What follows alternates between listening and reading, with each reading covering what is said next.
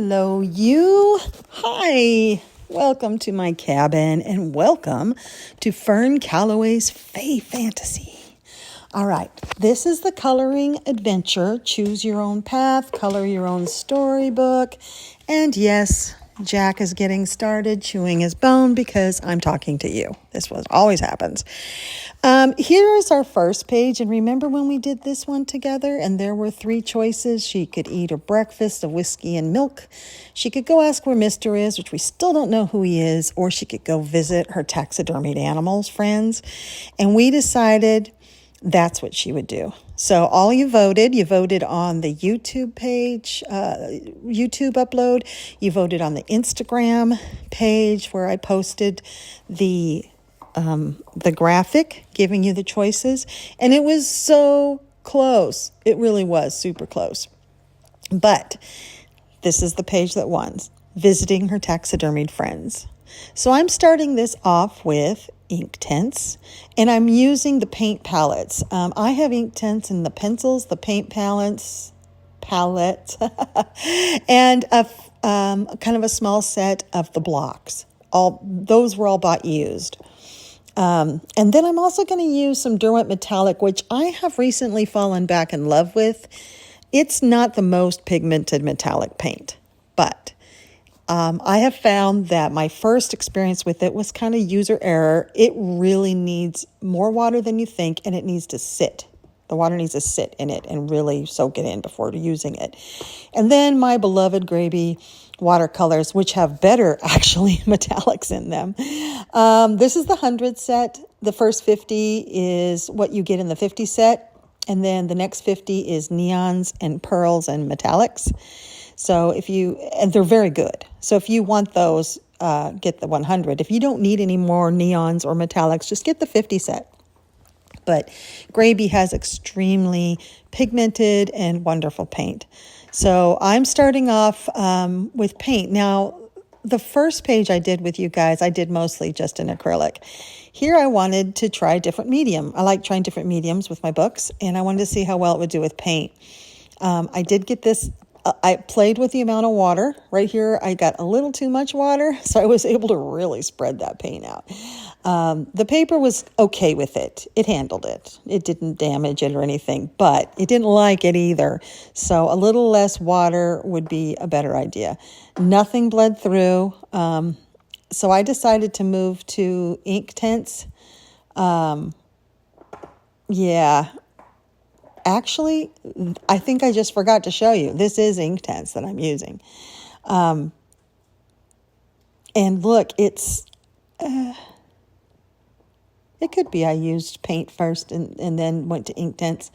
Because, nope, I'm using Inktense. Sorry about that. I'm dipping my paint in the water, and there I go. Yeah, keep it on camera, Candice, so that I know what I'm doing, and everyone else does too. So I'm using Inktense as a base here. So just kind of giving it an all-over wash. Using the paint pans versus the pencils, a lot faster, that's for sure. You don't have as much control, I think. Like you can't get certain parts darker than others. It's a little bit harder, but I certainly like the speed of it. Now this is sped up. I don't actually color this fast, and I'm doing a lot of thinking here, and I'm also wondering how far I can push the paper with the water. Using the paint pans versus the blocks now, I have found, here I'm looking at which of my next colors I want to do next, and I found it in this Inktense paint pan. Now, the Inktense paint palettes, I have palette number 1 and number 2. I bought them used off of Mercari because they can be quite expensive, but they're actually pretty affordable used if you can find them. I think there's another way of purchasing them. Maybe there's a kit with both sets together. Maybe there's a third kit. I don't know. I like using them. And as I was saying, these versus the blocks, if I ranked all 3, the pencils, I think I'd have to not compare because it's a completely different experience. But the paint blocks versus the paint pans, I have more consistency and better results with the paint pans, although I love the blocks. I really do. I think the blocks end up out looking more pencil-y. Like I have more variation where the paints, I get a more smoother finish. So I like them all. I use them all interchangeably, whichever one has the colors I want.